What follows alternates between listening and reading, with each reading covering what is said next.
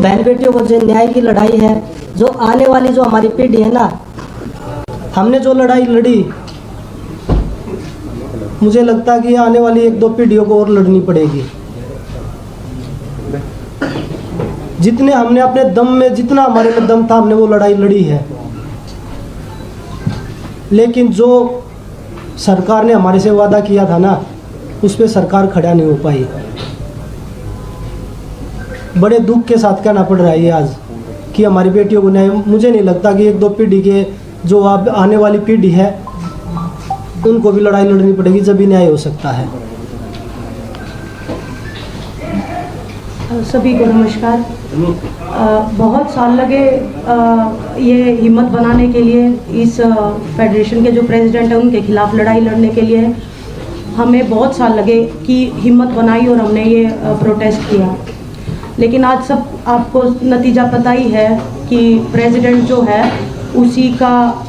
उसके बेटे से भी प्रिय है, उसका राइट हैंड यूँ मान लो प्रेसिडेंट बना है आज रेसलिंग फेडरेशन का। तो जो सरकार ने कमिटमेंट की थी वो पूरी नहीं हुई। हमारी मांग थी महिला प्रेसिडेंट की, कि महिला प्रेसिडेंट होगी तो शोषण नहीं होगा। लेकिन ना पहले महिला का कोई भागीदारी थी। आज आप पूरे इलेक्शन उसकी लिस्ट उठा के देख लो, एक भी महिला को कोई स्थान नहीं दिया गया। तो बस यही कहना चाहूँगी कि जो ये लड़ाई है ये हमने तो अपनी पूरी हिम्मत करके लड़ी, लेकिन ये लड़ाई जारी रहेगी, क्योंकि आने वाली जो और फ्यूचर है, जो बेटे हैं बेटियां हैं, जो रेसलर्स हैं नई जनरेशन के, उनको ये लड़ाई लड़नी पड़ेगी। और मैं ये कहना चाहूँगी कि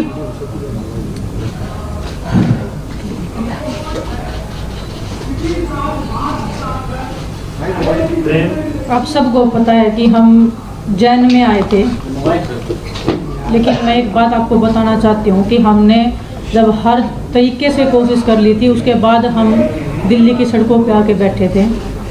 सबसे पहले हम गृह मंत्री जी से मिले थे, मैं और बजरंग गए थे मिलने के लिए। हमने उनको इस बारे में बिल्कुल अवगत कराया था, क्लियरली हमने नाम लेके लड़कियों का बताया था कि किसके साथ में क्या क्या हुआ है। प्लीज़ आप इसको देखिए और प्लीज़ हमारी रेसलिंग को आप बचा लीजिए, क्योंकि अभी अंत हो रहा है। उन्होंने हमें बोला था कि 30-40 दिन का टाइम मुझे दीजिए, उसके बाद में मैं करता हूँ और आप निश्चिंत रहिए, हम ज़रूर इसमें कुछ करेंगे।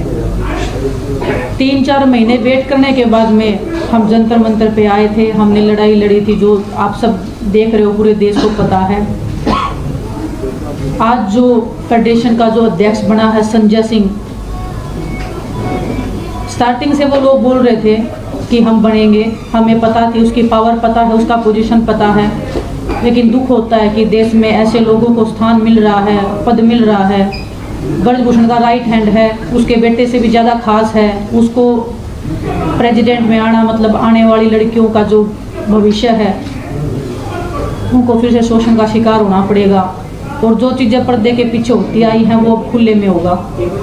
और दुख होता हमें इस बात का कि हम इतनी लड़ाई लड़के भी हम कोई सुधार नहीं कर पाए हमारी रेसलिंग में। आने वाले बच्चों के भविष्य के लिए जो हम लड़ाई लड़ रहे थे उसमें हम कामयाब नहीं हो पाए। हमें नहीं पता हमारे देश में न्याय कैसे मिलता है। सड़क से लेके रेसलिंग मैट से लेके बंद कमरों से लेके हमने हर किसी को अपनी बात बताई है। ऐसा नहीं है कि हम सीधा सड़क के ऊपर आ गए। हमने हर तरीके से कोशिश की है। जो स्पोर्ट्स मिनिस्ट्री है हमने उनको क्लियरली बताया है कि ऐसे ऐसे हो रहा है, प्लीज़ आप कुछ करिए। पूरे देश को पता होते हुए भी ऐसे लोग जो शोषण कर रहे हैं, महिलाओं का करते आए हैं, उनको फिर से संवैधानिक पदों पे बिठाया जा रहा है, उनको स्पोर्ट्स में जगह दी जा रही है। जो एक महिला थी, हमें उम्मीद थी कि कोई महिला आएगी, आने वाली जो बच्चियां हैं वो एक संतुष्टि फील करेंगी कि एक महिला है, उनको भी एक हौसला मिलेगा कि हाँ कि हम अभी सेफ हैं। ना तो पहले रेसलिंग फेडरेशन में कोई भी एक लड़की थी, ना कोई भी आगे लड़की है। मैं हमारे आने वाले रेसलर से कहना चाहती हूँ कि आने वाली 2 या 4 पीढ़ियाँ तैयार रहिए शोषण के लिए। शायद आपको भी ये लड़ाई लड़नी पड़ेगी, हम जो ये लड़ाई लड़ रहे हैं। भगत सिंह जी ने जब देश के लिए फांसी लगाई थी, देश तभी आज़ाद नहीं हुआ था। काफ़ी साल लग गए थे उनको अपने देश को आज़ाद होने में भी। हम उम्मीद बहुत कम है, फिर भी हम उम्मीद कर रहे हैं कि हमें न्याय मिलेगा।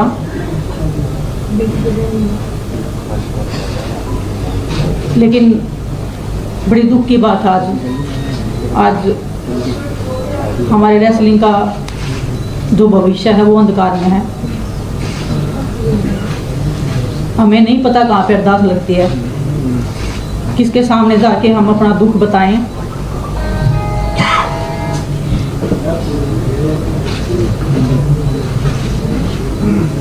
आज आप सबके सामने आए हैं, हम ट्रेनिंग कर रहे हैं, फिर भी हम बैठे हैं यहाँ पे, फिर भी हम लड़ाई लड़ रहे हैं। उम्मीद कर रहे हैं कि वो आस और उम्मीद हम फिर से जगा पाएं।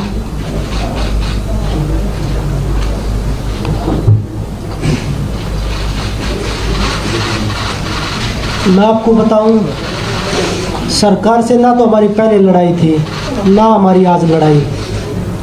हम एक व्यक्तिगत आदमी के खिलाफ लड़ रहे थे जो बच्चियों का, लड़कियों का शोषण कर रहा था, बहन बेटियों का। उसने अपनी पावर से हर तरीके से कभी उसको राजनीति मोड़ दिया, कभी जातिवाद का मोड़ दिया, कभी उसने हरियाणा यूपी का मोड़ दिया, क्योंकि उसके पास पावर है। और वो आप सब ने देख ली, हमने भी देख ली। जो हमारे से जितने भी लोग जुड़ रहे हैं प्रोटेस्ट से, चाहे वो हमारे कोचेज हैं, चाहे वो हमारे खिलाड़ी हैं, चाहे उसमें हम हैं, किसी का भी अब आगे भविष्य सेफ नहीं है। किसी के साथ भी कोई भी घटना, चाहे वो कार एक्सीडेंट लगा लीजिए, चाहे वो कोई भी A to Z कैसे भी आरोप लगा लीजिए, वो लगने शुरू हो जाएंगे आगे। क्योंकि हम सब ने, पूरे देश ने उसकी पावर का, उसका जो तंत्र है, जो काम कर रहा है उसके पीछे, वो सब ने देख लिया है।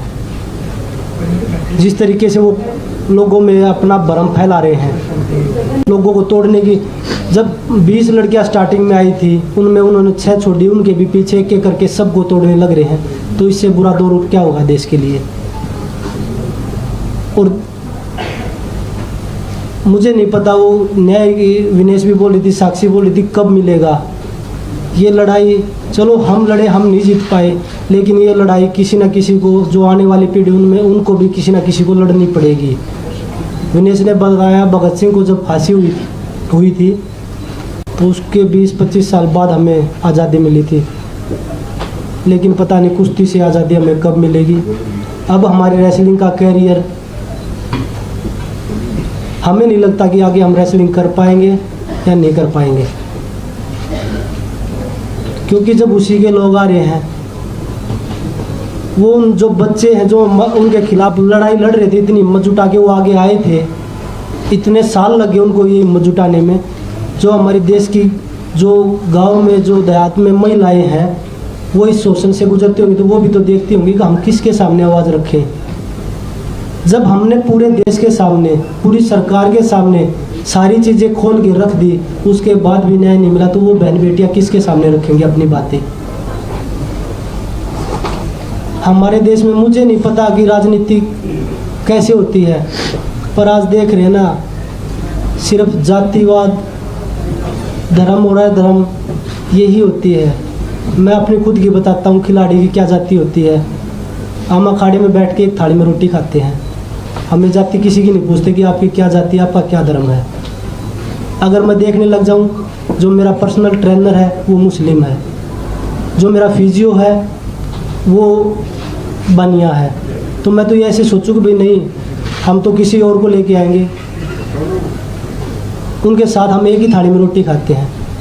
तो वो खिलाड़ियों को बता रहे हैं कि भाई जातिवाद है, ये पॉलिटिक्स कर रहे हैं।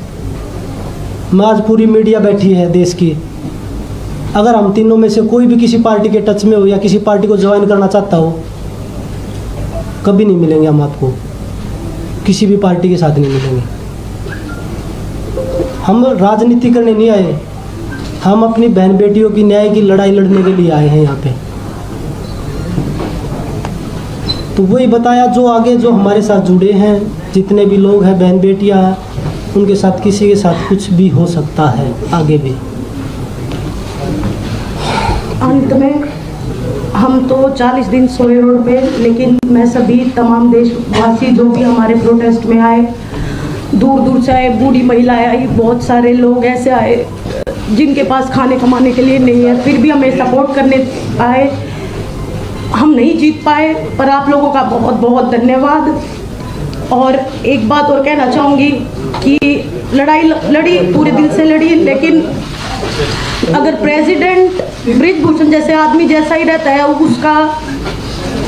उसका बिल्कुल सहयोगी है, उसका बिजनेस पार्टनर है, वो अगर इस फेडरेशन में रहेगा तो मैं अपनी कुश्ती को त्यागती हूँ और मैं आज के बाद कभी भी आपको वहाँ नहीं तो